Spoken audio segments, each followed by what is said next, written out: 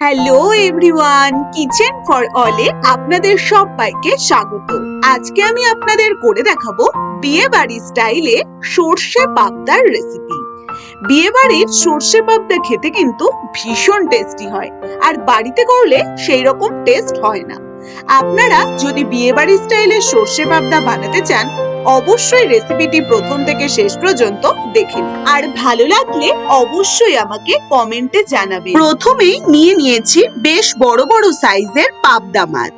এবার মাছগুলোতে খুব ভালো করে সামান্য নুন, সামান্য হলুদ গুঁড়ো আর বেশ কিছুটা সাদা তেল দিয়ে, মোটামুটি বড় চামচ দিয়ে 2 চামচ মতন সাদা তেল মাখিয়ে রাখুন। মাছের গায়ে খুব ভালো করে মাখিয়ে রাখুন 5 মিনিট।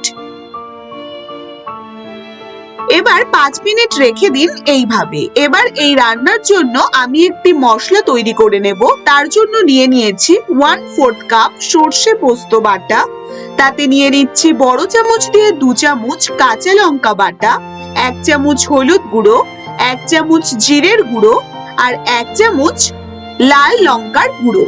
নিয়ে নিচ্ছি স্বাদ মতন নুন। এবার সবকিছুকে খুব ভালো করে মিশিয়ে নিন। এইভাবে রান্নার প্রথমেই যদি মশলাগুলো মিশিয়ে নেন, তাহলে রান্নার স্বাদটা কিন্তু ভীষণ টেস্ট হয়, আর মশলাগুলো খুব ভালো হয় রান্নাতে। দেখুন আমি সম্পূর্ণটা মিশিয়ে নিলাম। এবার কড়াইতে দিয়ে দিয়েছি সাদা তেল গরম হতে। এবার তাতে দিয়ে দিলাম 1 চামচ মতন কালো জিরে। এবার তেলটা খুব ভালো করে গরম করে ফোড়নটা একটু হালকা নাড়াচাড়া করে নিয়ে একে একে ম্যারিনেট করা মাছগুলো তেলের মধ্যে ছেড়ে দিন। এবার তেলে ছেড়ে দিয়ে খানিকক্ষণ একটু রেখে দিয়ে প্রত্যেকটি মাছ উল্টে দিন।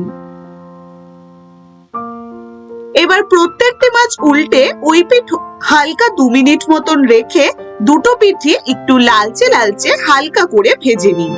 একদমই কড়া করবেন না, খুব হালকা করে ভেজে নিতে হবে। এবার মাছগুলো ফ্রাই প্যানে আছে। এবার মিডিয়াম টু লো ফ্লেমে রেখে যে মশলাটি আমি তৈরি করে দেখিয়েছি আপনাদের, সেই মশলাটা সম্পূর্ণ তাতে দিয়ে দিলাম। আর দিয়ে দিলাম 1/2 কাপ মতন জল, সেই মশলা ধোয়ার বাটির জল। এবার তাতে দিয়ে দিলাম কয়েকটি চেরা কাঁচা লঙ্কা, যারা ঝাল ঝাল খেতে পছন্দ করেন। এবার মাছগুলো একটু উল্টে পাল্টে দিন। এবার মাছগুলো একটু উল্টে পাল্টে দিয়ে মাছের গায়ে খুব ভালো করে মশলাগুলো লাগিয়ে নিয়ে এবার ওপর দিয়ে ছড়িয়ে দেব 1/4 কাপ কাজু বাদাম বাটা। রান্নার শেষে কিন্তু একদম দিতে হবে। কাজু বাদাম বাটাটা দিলে রান্নার টেস্টটাই কিন্তু চেঞ্জ হয়ে যায়। এবার কাজু বাদাম বাটা দিয়ে আর সামান্য 1/2 কাপ মতন জল দিয়ে দিন। এবার মাছের গায়ে খুব ভালো করে সব রকম মশলা লাগিয়ে নিন।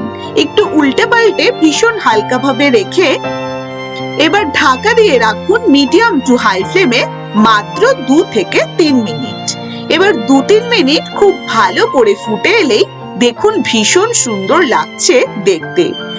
এবার একদমই রেডি এই সর্ষে পাবদা।